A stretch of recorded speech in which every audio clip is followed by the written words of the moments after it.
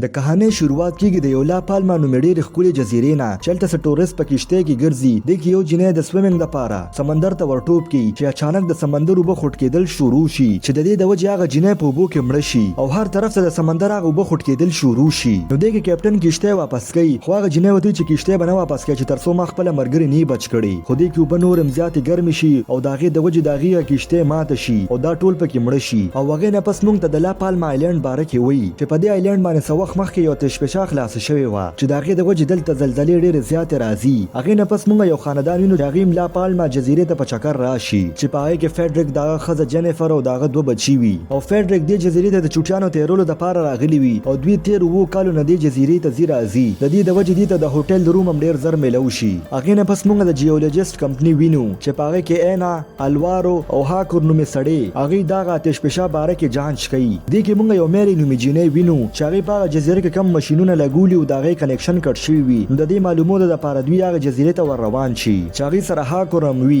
او میري هاکور ته وایي چې زه دلته د ځمکې اوبو باندې ریسرچ کوم چې دا د دې بر اوبو نه څومره بدل دي. هغې نه پس دوی دغې مشین تالاشۍ دپاره غر ته ورننوځي چې هلته اوبه هم رابهیږي. نو میري دغه اوبو نه سیمپل واخلي او هغه ډېره حیرانه وي چې داسې خو مخکې نو شوي او په هغه ځای کې دوی وګوره چې ډېر زیات ښاپیرکان هم مړه شوي دي. نو هغې ته پته ولګي چې د دې ځای هوا ډېره زیاته زهریله شوې ده ولې چې په هغې کې د کاربن ډای اکساید مقدار لږ زیات شوی دی. هغې نه پس هغې ته خپل هغه ډیوایس میلو شي خو هغه مات شوي وي. نو هغې چې بره وګوري په غر کې یو غټ راو شوي وي نو دې سره دوی ډېر زیات ویریږي. نو میري دغه ځای پکچرې واخلي او هغه الوارو ته وښیي. نو میري ورته وایي چې موږ له پکار چې موږ خلک خبردار کړو چې کله هم د آتشفشا خلاصېدی شي. نو الوارو ورته وایي چې آتشفشا د وجې خو دا راونه ضرور راځي او دا وړې خبرې دي دلته او ته بل ډیوایس ولګه او ما له ریپورټ راکوه. هغې نه پس هاکور او میري یو بل سره خبرې کوي. نو هاکور ورته دا ووایي چې دې آتشفشا سره خوا کې یو غر دی او که آتشفشا خلاصه شوه نو هغه غر به مات شي او سمندر ته به ورپریوځي چې د هغې د وجې به ډېره غټه سونامي راشي. نو میري ورته وایي چې موږ له پکاره چې خلک دا هغه ځای نه وباسو. نو هاکور ورته وایي چې دا به الوارو نه مني ولې چې هغه مخکې داسې کړو خلک یې خبردار کړو او په هغه ځای کې خلک بند کړو خو داسې څه ونه شو. د دې د وجې د هغه نوکري تلو والاوه خو اخر هم هغه بد شي. د دې د وجې الوارو نه غوښتل چې زه دوباره داسې غلطي وکړم.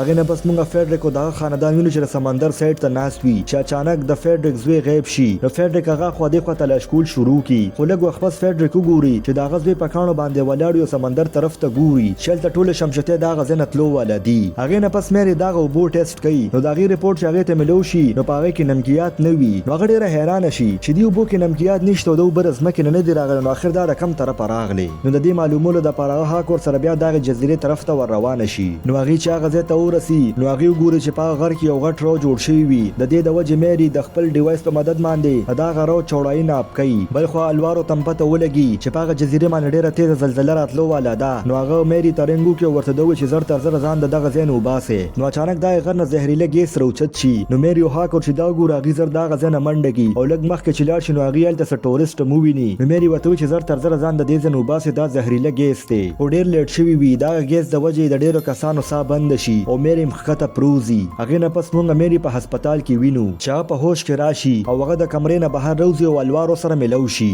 نو الوارو ورته وایي چې د یرې ضرورت نشته دا ګیسونه دلته راتلل دا یو عامه خبره ده. خو میري ته پته وه چې دا د طوفان نه مخکې خاموشي ده خو الوارو سره دا یره وي چې زه دوباره هغسې غلطي ونه کړم. نو د دې د وجې د دې دواړو په منځ کې بحث شروع شي چې هغې نه پس دا دواړه وزیر اعظم یې له لاړ شي. نو وزیر اعظم هم ورته وایي چې د الوارو خبره ټیک ده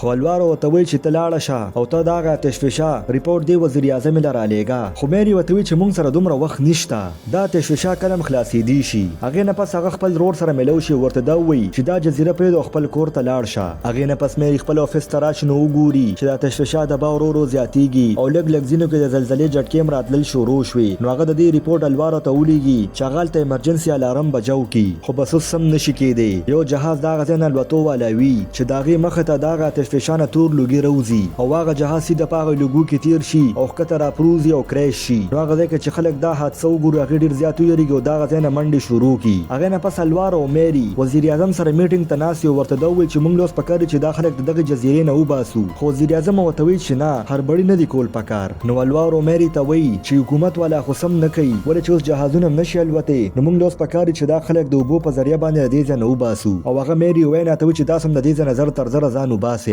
نو مېری چې خپل کور ته راشي نو هغه ګوري چې د هغې رور هغه ځای کې نشته نو لږ وخت پس هغې ته پته ولګي چې د مېری رور پولیس والا ګیر کو نو زر تر زره مېری ځان هغه ځای ته ورورسوي نو مېری د خپل رور بچکولو په چکر کې هغه په پولیس باندې لاس اوچت کی چې پولیس والا د مېری رور پرېږدي او هغه ګرفتار کی هغې نه پس موږ ګورو چې په هغه جزیره باندې آتش فشان لږ شانت شي او په دې جزیره کې چې کم خلک موجود دي هغې بې فکره په دې جزیره کې ګرځي خو هغې نه پس موږ د جنیفر رور وینو چې هغه ته پته ولګي چې په دغه جزیرې باندې ډېره غټه سونامي راتلو والا ده چې نور فلایټونه خو کینسل شوي وي خو یو جهاز الوتو والا وي نو ورور ورته وایي چې زر تر زر هغه جهاز سزا نه رسوه او هغه فیډرک ته مکال وکړي او د لوکیشن باره کې ورته ووایي نو هغه زر د خپل خاندان سره بهر روځي او د ټیکسي او درولو کوشش یې کوي خو یو ټیکسي والا هغه ته ونه درېږي د دې د وجې هغه د چا ګاډي پټ کړي او دا هغه ځای نه راوځي چې لږ وخت پس هغې کښتۍ له راورسي چې د هغې په ذریعه باندې مدي ایرپورټ ته ځي خو دغه ګاډي مالکان هغه ځای ته راورسي او خپل خاندان د کښتۍ طرف ته ولېږي او وايي کسانو سره په جګړه شي خو آخر کار د معاملې ختمولو دپاره هغې هغې کسانو له پیسې ورکړي او چې څنګه دغه کښتۍ طرف ته رامنډه کړي خو هغه کښتۍ مخکې نه روانه شوي وي نو فیډرک لاړ شي د بل د کښتۍ ټکټ اخیستو دپاره خو دې کې اچانک هغه ځای کې ایمرجنسي الرټ بجاو شي ولې چې الوارو ته پته ولګي چې دغه آتش فشان پرشر زیاتېدو والا دی نو هغه جینۍ مته وایي چې اوس موږ مجبوراً یو کښتۍ نشو په دې اوبو کې روانولی خو هغه ځای کې یو سړی راشي او ورته دا ووایي چې ما سره کښتۍ شته ته ما سره راځه کښېنه او چې څنګه فیډرک په کښتۍ کې کښېني نو هغه ځای کې اچانک آتش فشان خلاصه شي چې په هغه جزیره کې افراتفري شروع شي او خلک اخوا دېخوا منډې شروع کړي او بل خوا د فیډرک کښتۍ له یو جینۍ راشي چې هغې سره ماشوم وي خو د هغې په کښتۍ کې ځای نه وي د دې د وجې فیډرک دغه کښتۍ نه کوشي او هغه جینۍ له ځای ورکړي او هغه سړي ته وایي چې زه به ځانه د بل څه انتظام وکړم هغې نه پس موږ د مېری رور وینو چې په جزیره کې بګدړ شروع وي د هغې موقع نه هغه فایده واخلي او پولیس سټیشن ته ورشي او خپله خور هم راازاده کړي او باقي قیدیان هم راازاد کړي او د سمندر طرف ته منډه کړي د خپل ځان بچکولو دپاره خو هغې ته په لار کې فیډرک میلو شي او ورته دا ووایي چې د منډو هېڅ فایده نشته ټولې کښتۍ د هغه ځای نه تللي دي نو د مېری رور ورته وایي چې ما سره کښتۍ شته اوس بغیر له ټایم ضایع کولو هغې دغه کښتۍ طرف ته منډه کړي خو چې هغې څنګه هغه کښتۍ له راورسي هغې د ګولۍ اواز واوري چې هلته یو سړی راشي تمانچه په لاس او دا یو قیدي وي چې دا د مېری رور په خپله راازاد کړی او هغه سړی ورته وایي چې دا کښتۍ ما ته پرېږدی خو زر پرې د مېری رور حمله وکړي او د دې دواړو په منځ کې جګړه شروع شي او دغه سړي نه ګولۍ وچلي او د مېری رور پرې ولګي چې فیډرک دا وګوري هغه هم پرې ورټوپ کړي او په سچل باندې هغه سړی مړ کړي خو هغه ځای کې د دغه سړي نور ملګري راشي نو چې دا وګوري فیډرک زر ځان سره مېری په کښتۍ کې کښېني او دغه ځای نه وتښتي بل خوا موږ د جنیفر رور وینو چې هغه خپل ټیم سره خبرې کوي نو هغې ته دا پته ولګي چې په لا پالما جزیره کې حالات ډېر زیات خراب دي خو یو ځای داسې دی چې هلته خلک لاړ شي نو هغې بچ کیدی شي هغې نه پس موږ جنیفر وینو چې هغه د خپل 2 بچو سره ایرپورټ ته راورسي او په لاین کې چیکینګ دپاره ولاړ وي خو دې کې د جنیفر لور خپله ملګري وویني نو هغه خپلې مور ته وایي چې زه دې ملګري سره ملاوېږم او زر تاله راځم بیا نو هغې نه پس جنیفر چې د خپل زوی سره جهاز ته وروخیږي نو هغه ایر هوسټس ته وایي چې زما لور هم راتلو واله ده لږ صبر به کې نو هغه ایر هوسټس ورته وایي که په ټایم راو نه رسېده نو بیا به مجبوراً موږ ستا لور پرېږدو هغې نه پس ساره خپلې ملګرې سره میلو شي او ورته دا ووایي چې ته به ما سره په دغه جهاز کې ځې بل خوا موږ الوار او هاکر وینو چې هغې سوټس اچولي وي او هغه آتش فشان له خوا له ورشي او د نږدې نه ګوري چې دې کې اچانک هغه آتش فشان خلاصه شي او د دې دواړو مرګ وشي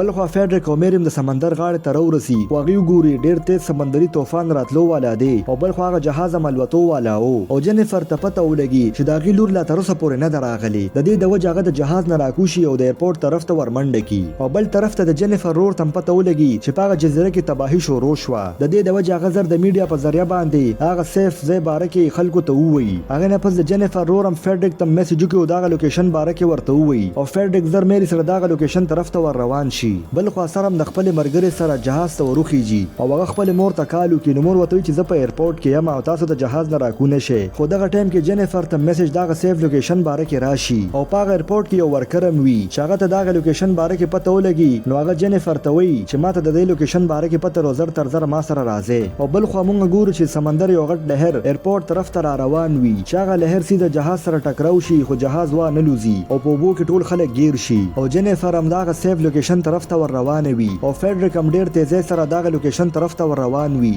چې لږ وخت پس هغې هغه ځای ته راورسي او ډېر خلک هغه ځای ته راغلي وي او فیډرک خپل خاندان سره میلو شي بل خوا موږ په جهاز کې ساره او د هغې ملګري وینو چې هغې اوس هم ژوندي وي او هغې د جهاز نه بهر راوځي او د بربادۍ دا منظر ګوري او هغې نه پس ریسکیو والا هم راشي د خلکو بچ کولو دپاره او دې سره دا کهاني ختمه شوه که ستاسو دا کهاني خوښه شوې نو دا ویډیو در سره لایک کړئ او چینل در سره سبسکرایب کړئ